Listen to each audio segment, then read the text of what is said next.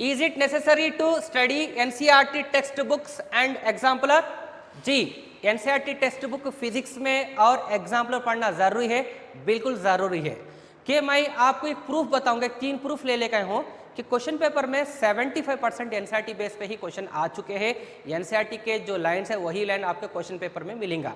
2021 question paper में थोड़े question मैं आपको बताऊंगा, 2021 नहीं है, आप पास्ट 10 ईयर्स भी ले लीजिए, उसमें से एनसीईआरटी लाइन आपको मिल जाएंगे क्वेश्चन पेपर्स में। कई बच्चे क्या है एनसीईआरटी फिजिक्स पढ़ने के लिए घबराते हैं, डरते हैं, तो मेरा एडवाइस है कि फिजिक्स भी बहुत आसानी है जैसे कि बायो की जैसे, बट उसको थोड़ा सा मैथमेटिकल के हिसाब से आपको पढ़ना पड़ेगा, ठीक है। जैसा थ्योरी पार्ट होता है वो बिल्कुल सही है, जैसा बायो पढ़ते हैं, जैसे केमिस्ट्री वैसे ही रहता है, बट वहाँ पे समझने के लिए आपको एक काम करना पड़ता है, थोड़ा मैथमेटिकल नॉलेज लगाना पड़ता है और कॉन्सेप्ट भी आगे पीछे का आपको मालूमात होगा, तो वो प्यारा आपके लिए बहुत आसानी हो सकता है। तो देखिए कि एनसीईआरटी टेक्स्ट बुक जानना जरूरी है क्या? तो हाँ, एनसीईआरटी टेक्स्ट बुक पढ़ना जरूरी है, ठीक है। तो इसके ताल्लुक से मैं थोड़े एग्जाम्पल्स आपको प्रूफ के साथ बताऊंगा। देखिए यहां पर आप देखिए, इसमें देखा गया, यहां आपको देखा गया, इसमें देख लीजिए एनसीईआरटी में यहां पे दिया ये जो क्वेश्चन है ना, permanent dipole moment, have a permanent dipole moment, इसकी लाइन के बेस पे क्वेश्चन आ चुका है। इसके बेस पे क्या आ गया, आपको एक क्वेश्चन आ चुका है। देखिए मैंने एनसीईआरटी टेक्स्ट बुक ले लिया, मैं एनसीईआरटी टेक्स्ट बुक है, दिखाई दे रहा आपको ये फिगर, मैं जो भी चीज यहाँ पे फिगर बता रहा है मैं एनसीईआरटी किताब कॉपी करा हूं, आपके सामने रखा हूं। अब एनसीईआरटी की लाइन इधर दिखाई दे रही है कि यहाँ पे देखिए, such molecules have a permanent dipole moment, यानी आप यहां से पढ़ लीजिए, यहां से लेते नहीं, ये प्यारा पूरा पढ़ लीजिए, आपको एनसीईआरटी का लाइन में से, इसमें से 2000 नीट 2021 में क्वेश्चन आ चुका है, नीट 2021 में से आ चुका है, ठीक है। नॉट 2021, 2020 देख लीजिए, फेज 1 फेज 2, 2019 देख लीजिए, 2013 देख लीजिए, 2016 देख लीजिए, सारी चीजें एनसीईआरटी से मिल रही है कि सभी स्टूडेंट से मैं एडवाइस है कि भाई एनसीईआरटी आप बिल्कुल पढ़ना है, ठीक है। एक हो गया। अब दूसरा देखिए, दूसरा मैं आपको बता रहा हूं, यहाँ पे देखिए दूसरा चीज, आप ये यहाँ पर सभी स्टूडेंट देखिए, फोकस कीजिए, यहाँ पर आपको समझ में आ जाएगा कि यहाँ पे करंट इलेक्ट्रिसिटी से ये जैसा डायग्राम दिया गया है एनसीईआरटी में, ऐसा ही आपको क्वेश्चन पूछा गया है। ये बात याद रख लीजिए, नीट 2021 में, नीट 2021 में ये जैसा है डायग्राम, ऐसा ही नीट 2021 में पूछा गया है। तो मेरा एडवाइस है सभी स्टूडेंट से, प्लीज आप एनसीईआरटी पढ़ाई कीजिए, एनसीईआरटी के अंदर जितने भी मालूमात है आपका, उसके बेस पे ही क्वेश्चन पेपर बनने वाला है, ठीक है। और एक है, और एक देखिए, और एक क्वेश्चन भी आपको इधर दिखाऊंगा, वो भी एक्सप्लेनेशन करूंगा मैं आपको। देखिए वन मोर क्वेश्चन यहाँ पे देखिए, हाँ ये वाला क्वेश्चन देखिए, एज इट इज, एक क्वेश्चन एज इट इज है, आप देख सकते हैं, इसमें समझ सकते हैं। यहाँ पर क्वेश्चन देखिए, एज इट इज क्वेश्चन है कि यहाँ पे दिखा गया नीट 2021 में R1 is very less than R2 है, बट आपके क्वेश्चन में दिया गया है R2 is less than R1, R2 is less than R1 दिया गया है। आंसर यहाँ पे देखिए, R1 छोटा है, यहाँ पे आपको नीट में क्या करना है, R2 देना है। देखिए घुमा दिया, R1 छोटा है, R2 बड़ा है, बट एग्जाम में क्या दिया है, R1 की वैल्यू आके बड़ी है, R2 की वैल्यू आके छोटी है, ठीक है। तो आंसर क्या आता है इधर, आंसर आपका क्या मिलेगा इधर, R2 square by R1 square, यानी mutual inductance is equal to mu naught pi R2 square by 2R1 आता है।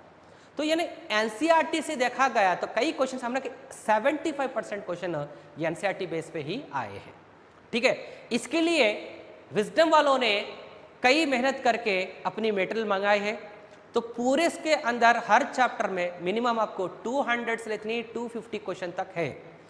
तो ऐसी सूरत में आपको एनसीईआरटी बेस्ड क्वेश्चन भी विजडम मटेरियल से आपको मिल सकते हैं। देखिए विजडम वालों ने फिजिक्स के लिए आपके वास्ते एक मटेरियल बनाया है, कि फर्स्ट ईयर के 4 वॉल्यूम होते हैं, सेकेंड ईयर के 4 वॉल्यूम होते हैं। इसके अंदर आपको एमसीक्यू प्रैक्टिस करने के लिए बहुत फ़ायदा है, कंप्लीटली एनसीईआरटी बेस्ड क्वेश्चन है। तो मैं बोलूँगा इसमें से आपको एनसीईआरटी टेक्स्ट बुक पढ़ लिए तो आप विजडम में जितने भी क्वेश्चन है, एक एक चैप्टर से 200 क्वेश्चन है, पूरे क्वेश्चन आपके लिए हल्के हो जाएंगे।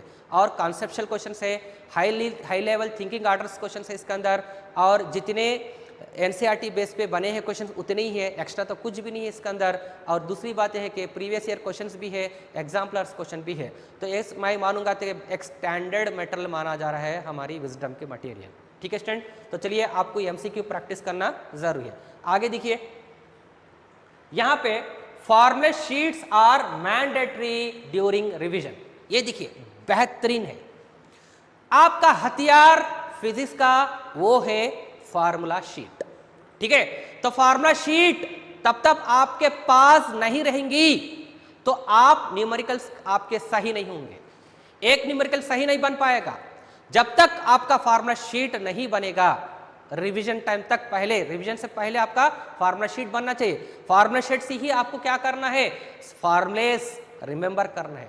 वहां से आपको क्या करना है, कॉन्सेप्ट भी रिकॉल करना है, यानी रिमेंबर करना पड़ेगा।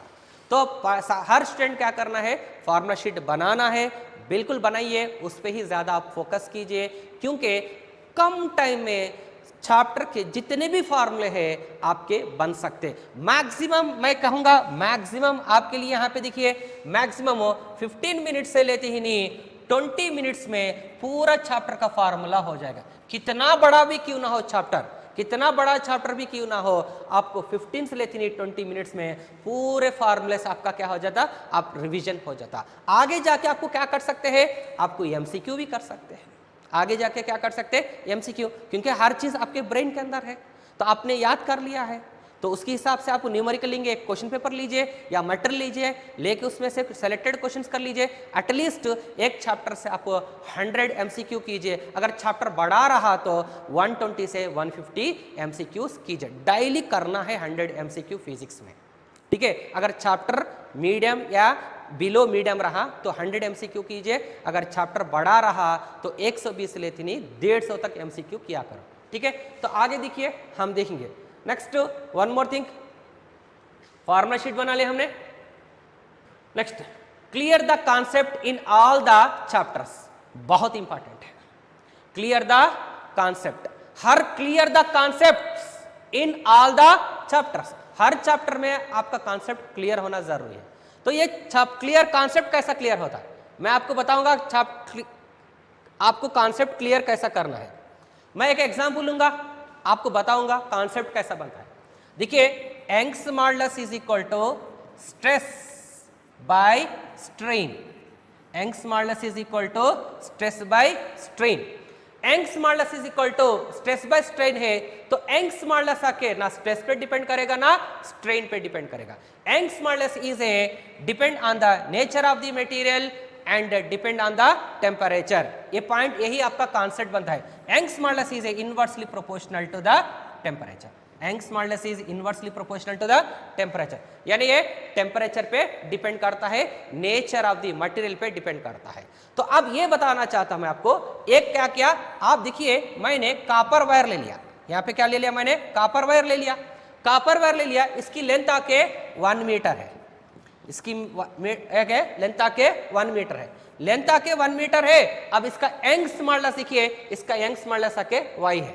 अभी यही कॉपर वायर को मैंने क्या किया, इसको आधा कर दिया, यानी इसकी लेंथ आपको 0.5 मीटर हो गया, तब भी इसका यंग्स मॉडुलस वही रहेगा, तभी भी इसका यंग्स मॉडुलस क्या रहेगा, वही रहेगा। इसको बोला जा रहा है कॉन्सेप्ट्स, इसको बोला जा रहा है कॉन्सेप्ट। यानी फार्मूला रटने से कोई फायदा नहीं है। y is equal to stress by strain, y is equal to force into length upon area into elongation. अब जितना भी रटना चाहते हैं रट लो, लेकिन कुछ फायदा नहीं है। एग्जामिनर क्या है, कॉपर वायर लेंथ क्या दिया, 1 मीटर, रेडियस दे दिया, उसको लेंथ को घटा दिया, उसकी लेंथ क्या कर दिया है, आगे जाके लेंथ 1 मीटर से 0.5 मीटर कर दिया, रेडियस को भी थोड़ा चेंज कर दिया। मांग रहा है आपका यंग्स मॉडुलस, मांग रहा है आपका यंग्स मॉडुलस। तो आंसर क्या होगा, जो मटेरियल की पहले 1 मीटर जो थी, आधी मीटर लेंथ में भी वही यंग्स मॉडुलस रहेगा। तो ये ऐसे सारे चीजें आपको क्या करना पड़ेगा, कॉन्सेप्ट जैसा आपने फार्मूला पढ़ लिए है, फार्मूला के साथ को कॉन्सेप्ट को जोड़ना जरूरी है। अब आपके सही न्यूमेरिकल्स बनेंगे, आपके न्यूमेरिकल्स अब सही बनेंगे, वरना न्यूमेरिकल सही नहीं बन पाएंगे। अगर टेम्परेचर भी है, टेम्परेचर भी ये डिपेंड करता है, क्या टेम्परेचर बढ़ गया तो क्या होगा, देखिए इनवर्सली प्रोपोर्शनल है तो यंग्स मॉडुलस क्या हो जाएगा, ऑटोमेटिकली डिक्रीज हो जाएगा। अगर टेम्परेचर डिक्रीज हो गया तो उसका यंग्स मॉडुलस बढ़ जाता। तो ऐसी सारी चीजें आपको क्या करना है, याद रखना पड़ेगा, कॉन्सेप्ट बिल्कुल कॉन्सेप्ट आपको डेवलप करना पड़ेगा, ठीक है। हर चैप्टर में, हर टॉपिक में आपको कॉन्सेप्ट बिल्कुल रिकॉल करना है या रिमेंबर करना है, ठीक है। चलिए आगे देखिए, नेक्स्ट हम थोड़ा सा बताएंगे avoid the silly and minor mistakes. प्यारे बच्चों, स्टूडेंट्स, आज हमको एक चीज बता रहे हैं students, is a very important, please avoid the silly and are minor mistake. Silly mistake क्या हो रहे हैं आपको, कभी कभी कैलकुलेशन पार्ट में आपका क्या हो जाता, सिली मिस्टेक हो जाता। Student, these are the very important to understand the point please, because of only one thing, some students are going silly mistake in calculation, are applying the instead of area length, such are the examples of the silly or minor mistake। यानी length के बजाय area के जगह put कर देना, area के जगह को कहीं पे एक जगह एलांगेशन करने के लिए पुट कर देना, यानी ऐसा हो गया आपका, यानी गड़बड़ होगी फार्मूला में पुट करने में वैल्यूज, तो आपका क्या होता है, सिली मिस्टेक में ही हो जाता है। तो आपको करना क्या है, कभी भी हम देख कोई भी चीज आपको फार्मूला में दिया गया है तो पहले क्या करना है, कौन सा यूनिट है, एसआई यूनिट में क्वेश्चन दिया गया है तो आंसर भी क्या कर रहा है, एसआई यूनिट में मांग रहा है, एसआई यूनिट में मांग रहा है आंसर्स भी, तो आपको कोई प्रॉब्लम नहीं है, ठीक है, कोई प्रॉब्लम नहीं, इसमें कोई मिस्टेक नहीं होगा। अगर देख लीजिए क्वेश्चन आको आधा मैंने सीजीएस यूनिट में है, क्वेश्चन आके सीजीएस यूनिट में है, आंसर मांग रहा है, आपका आंसर मांग रहा है एसआई यूनिट में, तब क्या करोगे आप, तो यहां पर क्या होगा, गड़बड़ी हो जाएगी, क्या हो जाएगा, आपका गड़बड़ हो सकता है। तो इसीलिए यहां पर मैं एक छोटा सा एग्जांपल देता हूं। सो ई डेल्टा यानी energy is equal to m into c square, energy is equal to m into c square. Mass दे दिया 20 मिलीग्राम, देखिए 20 मिलीग्राम। अब बच्चे क्या करेंगे, भैया मिली है, milli 10 to the power of -3, 20 into 10 to the power of -3। अब एक ग्राम तो यूनिट होता है, ये खाली एक डिवीजन है, नंबर है, एक नंबर है, मिली करने का एक नंबर है, 10 पावर -3 है ये ग्राम को बच्चे कभी जहन में से निकल जाता, इस सिली मिस्टेक वजह से आपका आंसर गलत हो सकता है। ऐसे सिली मिस्टेक्स आपका क्या हो सकता है, गलत हो सकता है। तो स्टूडेंट्स, ऐसी चीज पे भी आपको ज्यादा तवज्जो देना चाहिए, जहां पे दो नमूने के, टू टाइप्स के यूनिट्स आ जा रहे हैं, वहां पर ज्यादा फोकस करना चाहिए कि क्या आंसर पूछ रहा है, क्वेश्चन में क्या दिया गया है, ये सारी चीजें आपको याद रखना पड़ेगा, ठीक है। तो चलिए अगला देखेंगे हम, अगला जो है हमारा, read questions carefully before answering the paper.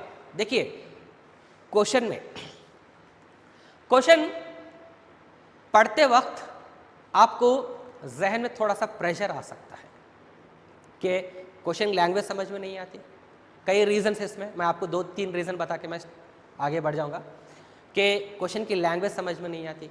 अगर वहाँ पर जो यूनिट है कि वो घुमा फिरा के दे दिया, ठीक है, अगर आपको मालूम नहीं है कि वहाँ अनवांटेड डेटा है, वो भी आपको नहीं मालूम है। कई बच्चे क्या करते हैं, अनवांटेड डेटा पे ज़्यादा तवज्जो देकर फंस जाके अपना टाइम पूरा वेस्ट करते हैं। स्टूडेंट्स, ऐसी सूरत में आपको एक ही काम करना है, जैसा क्वेश्चन कंप्लीट होना दे रही, जो फार्मूला था उसका कॉन्सेप्ट बिल्कुल एक साथ में लाइए, फार्मूला और कॉन्सेप्ट दोनों एक ही साथ में अप्लाई कीजिए। जहां पे आपका अनवांटेड डेटा रहेगा उसको आपको समझ में आ जाएगा, भाई ये अनवांटेड डेटा है, इसको हम जल्दी से इसको स्किप कर देना है, आगे जाके हम वर्किंग करना और आंसर देना है। ये होता है हमारा मेन इंफॉर्मेशन, जैसा फिजिक्स में, जैसे आपने देख सकते 2021 में क्वेश्चन आ चुका था कि कैपेसिटर EMW में, ठीक है, डिस्प्लेसमेंट करंट, जैसे वहाँ पे डेरिवेशन करते तो कन्फ्यूजन कर दिया था कई बच्चों को कि कास में लेना या साइन में लेना, कई बच्चे दबाव में आ गए थे उस क्वेश्चन पर। तो वहाँ पे कोई डरने की बात नहीं है, ऑप्शन भी देख के कई बच्चे घबरा गए हैं, कई बच्चे कास के बजाय साइन को आंसर ऑप्ट कर लिए। तो ऑप्ट करने का भी एक आर्ट होता है, ठीक है। तो क्वेश्चन पेपर में हम कभी भी जब आंसर दिया जाता है, क्वेश्चन पेपर से आंसर दिया जाता है, तो हम जो क्वेश्चन लैंग्वेज जो पढ़े हैं वही माइंडसेट आपके वर्किंग में रहना चाहिए। अगर वर्किंग करते हो तो एक माइंडसेट हो गया, क्वेश्चन पढ़े हो तो एक माइंडसेट था, तो आपको आंसर कभी भी नहीं आता। ये बहुत बड़ा इंपॉर्टेंट है। कई बच्चे क्या करते, क्वेश्चन पढ़ लेते, फॉर्मूला में आगे हो तो अपना माइंडसेट को चेंज कर लेते, तो इससे आपका ही नुकसान होता है। Students, these are the very very important point. ठीक है, तो आगे चलिए हम नेक्स्ट एग्जाम आप जो जो आपसे फायदा मिलने वाला है वही पहुंचेंगे। इंप्रूव द ट्रिक्स, बिल्कुल फिजिक्स में ट्रिक्स इंप्रूव करना है, क्योंकि आप लर्नर नहीं है। फर्स्ट ईयर भी पढ़ लिए, सेकेंड ईयर भी पढ़ लिए, फिर 2-3 बार रिवीजन भी हो गया आपका। तो रिवीजन जो बच्चा कई बार रिवीजन करता है वही ट्रिक्स लगा सकता है। ठीक है, मैं एक ट्रिक का एक एग्जांपल दूंगा, आपको बता दूंगा, उसके ताल्लुक से मैं आपको इंप्रूव करने का मेथड कैसा है वो भी हम आपको बता देंगे। ठीक है, तो चलिए, practice more MCQs by the maintaining the times every day, बिल्कुल सही है। देखिए, हमने आपको यहां पर एमसीक्यूज क्या है, मल्टीपल चॉइस क्वेश्चंस कितने करना पर डे, 100 तो करना पर डे। 100 में क्या करना आपको, 100 क्वेश्चंस एटलीस्ट आपको 95 मिनट्स तो करना, एटलीस्ट 95 मिनट्स में minute time, at least minimum 100 questions कीजिए, टाइम मैनेज कीजिए। जैसा आप एमसीक्यू पढ़ लिए, फार्मूला शीट बना लिए, फार्मूला रिकॉल कर लिए, कॉन्सेप्ट भी रिकॉल कर लिए, हर चीज पे आपको कमांडिंग है, तो 100 क्वेश्चंस क्यों, 100 से भी ज्यादा बन सकते हैं। लेकिन टाइम मेंटेन करना जरूरी है। क्या ऐसा नहीं है कि मैं ले लिया आज 3 घंटे 9 बजे से 12 बजे तक बैठ के मैं फिजिक्स ही करूंगा, मेरे 100 क्वेश्चन बन गए 3 घंटे में। देखो, 100 क्वेश्चन 3 घंटे में बने तो एग्जाम में आपका परफॉर्मेंस बहुत बुरा होगा। ठीक है, तो कई बच्चे ऐसा कर रहे हैं, खाली एमसीक्यू कर ले रहे हैं, बट टाइम मैनेजमेंट कहीं नहीं है। कई बच्चों में टाइम मैनेजमेंट है ही नहीं। तो बिल्कुल टाइम मैनेजमेंट रखना जरूरी है कि आपके लेक्चर आपको बोलेंगे भाई ये क्वेश्चन है, ऐसा क्वेश्चन है ये, बिल्कुल आपको 1 मिनट से ज़्यादा टाइम लग जाएगा, तो आप पर यहाँ पे तवज्जो दीजिए। आप रिवीजन करने के बाद आपको वहाँ पे कौन सा ट्रिक लगता है वो भी आप रिकॉल कर लीजिए, वो ट्रिक लगा दीजिए। 1 मिनट या 1 मिनट से पहले ही आपका आंसर आ जाता। ठीक है students, these are the very important instruction है। ठीक है, तो आगे देखिए, हम इससे और एक चीज़ आपको देखेंगे कि वो भी है, मैं आपको ट्रिक्स बता दूंगा। ठीक है, और ट्रिक क्या है मैं आपको यहां पे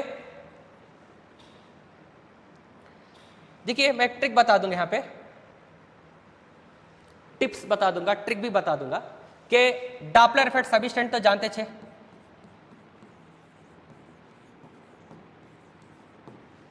डॉपलर इफेक्ट में F1 is the apparent frequency is equal to F of V plus or minus V naught upon V plus or minus Vs। बहुत इजी है, सिर्फ आपको 25 मिनट लगेगा, ज़्यादा से ज़्यादा 25 मिनट। मैं 25 मिनट में नहीं, ज़्यादा से ज़्यादा आपको 15 सेकंड में पूरा निपटा दूंगा। 25 मिनट का कंटेंट को 15 सेकंड में आपको निपटा दूंगा। सुन लीजिए क्या है, अगर इसके अंदर कॉन्सेप्ट क्या है, इसके अंदर कॉन्सेप्ट आके सभी स्टूडेंट बस इतना ही जाना है, कॉन्सेप्ट आकर रिलेटिव वेलोसिटी का है। रिलेटिव वेलोसिटी का कॉन्सेप्ट है इसके अंदर।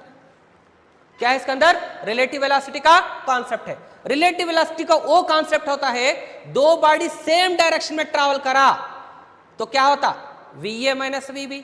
अगर velocity of sound, velocity observer दोनों सेम डायरेक्शन में ट्रैवल कर लिए तो V माइनस V नॉट। अगर वेलोसिटी ऑफ साउंड और वेलोसिटी ऑफ ऑब्जर्वर दोनों ऑपोजिट डायरेक्शन में ट्रैवल करे तब क्या होता, प्लस हो जाता।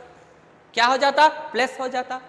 अगर वेलोसिटी ऑफ साउंड और वेलोसिटी ऑफ सोर्स दोनों सेम डायरेक्शन में ट्रैवल करे तो माइनस लीजिए। वेलोसिटी ऑफ साउंड और वेलोसिटी ऑफ साउंड दोनों ऑपोजिट डायरेक्शन में ट्रैवल किया तो आपको प्लस लेना पड़ेगा।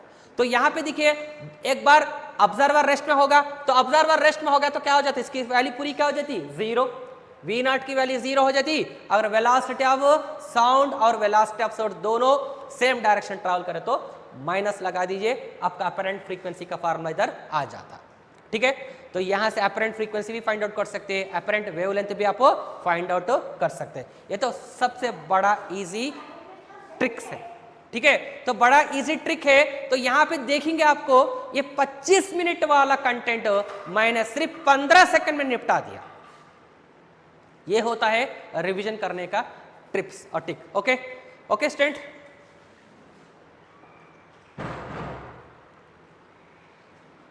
Thank you.